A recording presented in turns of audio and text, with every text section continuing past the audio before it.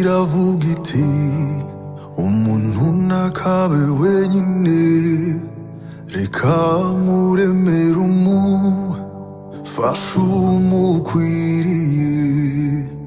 Ukwezi kwakaga inzora maze utunguka umwenyura, amajwi yose numvaga muri nge araceceka, numva iryawe gusa.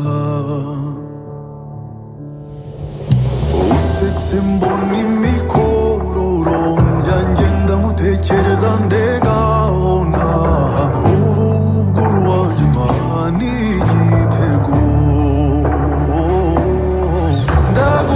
Ndagukunda ntacyabihindurayo, ndagukunda jya uhora ubyibukayo, ndagahora nicura nkakubona iruhande rwanjye.